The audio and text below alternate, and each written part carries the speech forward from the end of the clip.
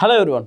మీర్జాగూడలో జరిగిన బస్సు ప్రమాదం ఇప్పుడు ప్రతి ఒక్కరిని తలిచివేస్తుందనే చెప్పాలి. అయితే ఇప్పుడు అక్కడ పొలిటికల్ యాంగిల్గా ఏదో ఒక ఇష్యూ నడుస్తుందని అయితే చెప్తున్నారు విశ్లేషకులు. సో ఇదే అంశం మీద ఒకసారి శేషరావు గారి అనాలిసిస్ తీసుకున్నాం. ప్రస్తుతం స్టూడియోలో ఉన్నారు, వెల్కమ్ చెప్పేద్దాం. Hello sir. హలో సార్, నిజంగా అక్కడ పొలిటికల్గా ఏమన్నా రన్ అవుతుందంటారా? సో బస్సు ప్రమాదాలు జరిగినప్పుడు రాజకీయ జోక్యం కూడా పెరుగుతుంది. రీసెంట్గా మనం ఆంధ్రప్రదేశ్లో చూసాం. ఇప్పుడు తాజాగా మిర్జాగూడ బస్సు ప్రమాదంలో 20 మంది చనిపోయారు, 19 మందికి గాయాలయ్యాయి. ఇది ఒక పెద్ద విషాదకరమైనటువంటి ప్రమాదం. ప్రధానమంత్రి నరేంద్ర మోడీ గారి దగ్గర నుంచి లండన్లో ఉన్నటువంటి చంద్రబాబు నాయుడు గారు, లోకేష్ గారు ఆంధ్రప్రదేశ్ నుంచి, అలాగే పవన్ కళ్యాణ్ గారు, ఇలా అందరూ దిగ్భ్రాంతి వ్యక్తం చేశారు. దిగ్భ్రాంతి వ్యక్తం చేసి ఆ ప్రమాదం జరిగినటువంటి తీరు మీద ఆశ్చర్యపోతున్నారు. కారణం ఏంటి అని అంటే, యాక్చువల్గా రోడ్డు వైడనింగ్స్ అనేవి చాలా కాలం నుంచి జరుగుతున్నాయి. యునైటెడ్ ఆంధ్రప్రదేశ్ ఉన్నప్పటి నుంచి రోడ్డు వైడనింగ్స్ జరుగుతున్నాయి. ఇప్పుడు ఈ ప్రభుత్వం వచ్చిన తర్వాత రోడ్డు వైడనింగ్ వేగంగా చేస్తూ ఉన్నారు. ఇది విడిపోయినటువంటి తెలంగాణలో. ఆ క్రమంలో మీర్జాగూడ వద్ద నేరో రోడ్డు ఉంది, దాన్ని వైడన్ చేయాలనేది స్థానికుల నుంచి చాలా కాలం నుంచి వినిపిస్తుంది డిమాండ్. అలాగే ఆ రోడ్డు గోతులమయంగా ఉంది. ఆ రోడ్డును బాగు చేయడంతో పాటు మీరు ఆ రోడ్డుని వైడన్ చేయండి అని చెప్పారు. చాలా వరకు వైడన్ చేశారు, కానీ ఒక పార్ట్ వరకే వైడన్ చేయకుండా ఆపేశారు. దానికి కారణం ఏంటంటే, లోకల్గా ఉండేటువంటి ఒక బలమైనటువంటి లీడర్ అడ్డుకున్నారు. ఆ కారణంగానే ఇప్పుడు ఎక్కడైతే ప్రమాదం జరిగిందో ఆ స్పాట్ దగ్గర ప్రమాదాలు తరచూ జరుగుతున్నాయి. దాన్ని బ్లాక్ స్పాట్ అని చెప్పి అక్కడ ఉండేటువంటి స్థానికులు కూడా చెప్తూ ఉన్నారు. ఆ రోడ్డు వైడనింగ్ అంతా రోడ్డు మొత్తం చేసినప్పటికీ కూడా అక్కడ మాత్రం చేయలేకపోతుంది. దానికి కారణం ఏంటంటే, బలమైనటువంటి ఒక మాజీ మంత్రి, ప్రస్తుతం కీలకంగా ఉన్నటువంటి బీఆర్ఎస్ పార్టీకి సంబంధించినటువంటి లీడరు అడ్డుపడుతున్నారు. ఆమె కోసం కాంగ్రెస్ పార్టీ వాళ్ళు ఆ లీడర్ కోసం ఆ రోడ్ వైడనింగ్ని అక్కడ ఆపేశారు. ఓకే, అంటే అక్కడ అక్కడ ప్రమాదాలు జరుగుతున్నాయి. ఇదొక్క ప్రమాదం కాదు, తరచూ ప్రమాదాలు జరుగుతుంది. దానికి అక్కడ బ్లాక్ స్పాట్ అని పేరు పెట్టారు. అందుకే ఇవాళ ప్రమాదం జరిగిన తర్వాత అక్కడ ఉండేటువంటి లోకల్ ఎమ్మెల్యే యాదయ్య ఆయన వస్తే నిరసన వ్యక్తం చేశారు.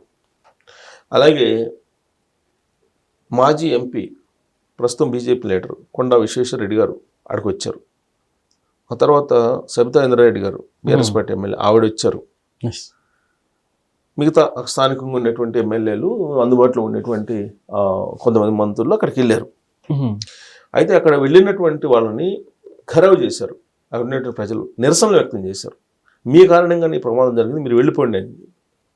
ఈ ప్రమాదంలో గమనించాల్సింది ఏంటంటే, ఆ రోడ్డు వైడనింగ్కి కొంతమంది లీడర్లు అడ్డుపడుతున్నారు. ఆ లీడర్ల కారణంగానే ఈ ప్రమాదం జరిగిందని చెప్పి వాళ్ళు భావిస్తున్నారు, స్థానికంగా ఉండేటువంటి ప్రజలు.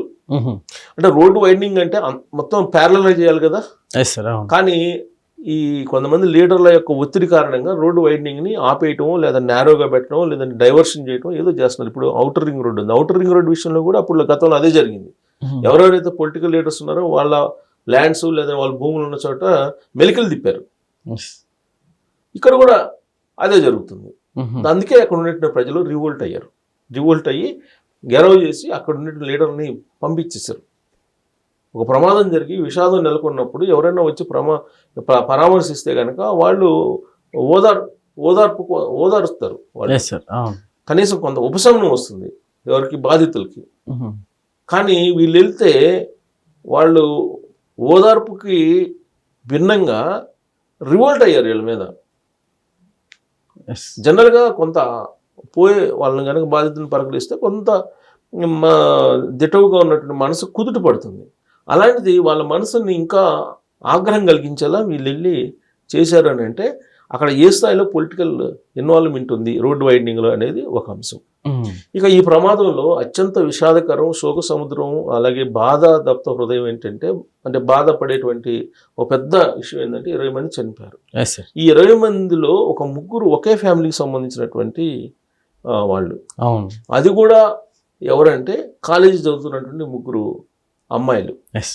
వాళ్ళలో ఒకళ్ళు సాయి, నందిని పేరుంది, సాయి, నందిని, తనూజ, తనుష, సాయి, నందిని, ఇలా ముగ్గురు అమ్మాయిలు ఒకే కుటుంబానికి సంబంధించినటువంటి వాళ్ళు హైదరాబాద్లో చదువుతున్నారు. హైదరాబాద్ కోటి కాలేజీలో చదువుతున్నారు. ఒకళ్ళు MBA, ఇంకొక అమ్మాయి ఏమో సెకండ్ డిగ్రీ, ఇంకొక అమ్మాయి ఏమో ఫస్ట్ ఇయర్ డిగ్రీ చదువుతున్నారు. ఈ ముగ్గురు 15వ తారీఖున మ్యారేజ్ జరిగితే, సిస్టర్ వాళ్ళ బంధువులు మ్యారేజ్ జరిగితే ఆ మ్యారేజ్కి తాండూరు వెళ్ళారు. తాండూరు వెళ్ళి తాండూరులో ఆ మ్యారేజ్కి ఉండి, ఆ తర్వాత ఈరోజు మండే కాలేజీకి అటెండ్ కావడానికి వాళ్ళు బయలుదేరారు ఈ బస్సులో, తాండూరు హైదరాబాద్ బస్సులో. కరెక్ట్గా మిర్జాగూడ వచ్చిన తర్వాత ఈ ప్రమాదం జరిగింది. ఆ ప్రమాదంలో వీళ్ళు ముగ్గురు ఒకే కుటుంబానికి సంబంధించి ముగ్గురు మరణించేశారు. ఒక డ్రైవరు, కారు డ్రైవరు నలుగురు అమ్మాయిలు అయితే నలుగురు అమ్మాయిల్లో ఒక అమ్మాయికి మ్యారేజ్ చేశారు. మిగతా ముగ్గురు అమ్మాయిలను చదివించుకుంటున్నాడు హైదరాబాద్లో ఉండి. అతని పాపం కష్టం. ఇప్పుడు వీళ్ళు చదువుకొని ఎదిగి స్థిరపడి ఆయన ఏదో చూసుకుంటాడనే పాపం అది కష్టపడుతుంటారు కదా పేరెంట్స్. ఇప్పుడు వాళ్ళు ముగ్గురు ఒకేసారి చనిపోయారు. పాపం అతను కష్టపడి ఫీజులు కట్టి చదివించాడు. ఒకే కుటుంబంలో ముగ్గురు కుమార్తెలు చనిపోతే ఆ తండ్రి వేదన మనం అసలు వర్ణించలేము. అలాగే అఖిలారెడ్డి అని ఇంకొక అమ్మాయి, MBA చదివే అమ్మాయి, ఆ అమ్మాయి రోడ్డు ప్రమాదంలో చనిపోయింది. అంటే ఒక 20 మంది చనిపోయారు. చిన్న పాప కూడా చనిపోయింది. 20 మంది చనిపోయారు. స్పాట్లో 20 మంది చనిపోయారు. 19 మంది గాయాల పాలైతే వాళ్ళని గాంధీ ఆసుపత్రికి, ఉస్మానియా ఆసుపత్రికి తరలించారు.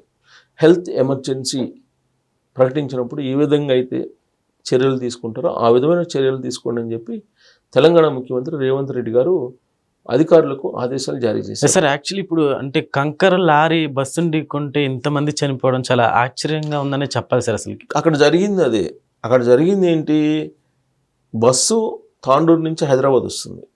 దాని ఎదురుగా టిప్పర్, కంకర వేసుకొని టిప్పర్ వస్తుంది. ఎదురుగా ఎక్కడ వస్తుంది అంటే రాంగ్ రూట్లో వస్తున్నాడు. రాంగ్ రూట్లో ఎందుకు వస్తున్నాడు అంటే నేల రోడ్డు ఉంది, ప్లస్ గోతులమయం. అప్పటి వరకు 1 వే ఉన్నది కాస్త నేరో రోడ్డు కావడంతో నీకు ఎదురుగా ఆ టిప్పరు వచ్చేసరి టిప్పర్ను తప్పించేటువంటి క్రమంలో డ్రైవరు ఇటు రైట్కి తిప్పాడు వెహికల్ని. సపోజ్ ఇక్కడ నుంచి టిప్పర్ వస్తుంది, ఇటు బస్సు వస్తుంది, జనరల్గా రైట్కి తిప్పుతారు కదా. ఆ టిప్పర్ వాళ్ళు పైకి రాగానే కొంచెం రైట్కి తిప్పి తప్పించుకోనే ప్రయత్నం చేశాడు. ఆ చేసినటువంటి క్రమంలో బస్సు ఇలా తిరిగింది. టిప్పర్ వచ్చేసి మొత్తం ఎక్కడికి వచ్చింది. ఈ సైడ్ మొత్తం మీకు ఎంతమంది ఉన్నారో అంతమంది స్పాట్ డెడ్ అయ్యారు. అలా జరిగింది ప్రమాదం. సరే, ఈ ప్రమాదం జరిగింది ఓకే. ప్రమాదం వెనకున్నటువంటి కారణాలు ఏంటి, మళ్ళీ పునరావృతం కాకుండా చర్యలు తీసుకోవాల్సిన బాధ్యత ప్రభుత్వం ఉంది. ఇప్పుడు 5 లక్షలు ఎక్స్గ్రేషియా వాళ్ళు ఇవ్వాలని చెప్పి ప్రకటించారు. ఎవరు చనిపోయినటువంటి కుటుంబీకులకు 5 లక్షల రూపాయలు సహాయం చేయాలని తెలంగాణ ప్రభుత్వం ప్రకటించింది. అయితే అక్కడ ఉండేటువంటి ఆ బ్లాక్ స్పాట్ ఏదైతే ఉందో ఆ రోడ్ని వైడెన్ చేయాలి కదా, దాని మీద డెసిషన్ తీసుకోవాలి. ఇప్పుడు ఆ డెసిషన్ ఇంకా తీసుకోవాలా, ఆ స్పాట్లోనే ఆ డెసిషన్ తీసుకుంటే బాగుండేది వైడనింగ్ చేసినట్టయితే. కానీ వైడనింగ్ చేసే ఇంకా నిర్ణయం తీసుకోలేదు, అదొకటి. అలాగే ఆంధ్రప్రదేశ్లో మొన్న బస్సు జరిగింది, కావేరీ బస్సు ప్రమాదం జరిగినప్పుడు కూడా అక్కడ కూడా సజీవ దహనం అయ్యారు. 20 మంది సజీవ దహనం అయ్యారు. మిగతా వాళ్ళు క్షతగాత్రులు చాలామంది అయ్యారు. దాని కారణం ఏంటి, ఎవరు కారణం? తెలంగాణ ప్రభుత్వం. ట్రావెల్ పర్మిషన్ ఇచ్చింది తెలంగాణ ప్రభుత్వమే. తెలంగాణ వల్ల అంతే. తెలంగాణ ప్రభుత్వం దగ్గర ట్రావెల్ పర్మిషన్ తీసుకున్నారు. డామన్ దగ్గర మీకు దానికి రిజిస్ట్రేషన్ చేయించుకున్నారు. ఆంధ్రప్రదేశ్ ప్రభుత్వం ఏం లేదు. కానీ ఆంధ్రప్రదేశ్ సరిహద్దుల్లో ఆంధ్రప్రదేశ్ రోడ్ల మీద జరిగింది అక్కడ. సో దానికి రకరకాల కారణాలు చెప్తూ ఉన్నారు. దానికి నకిలీ మద్యాన్ని జోడించారు, పొలిటికల్ యాంగిల్ కలిపారు అక్కడ వైఎస్ఆర్ కాంగ్రెస్ పార్టీ.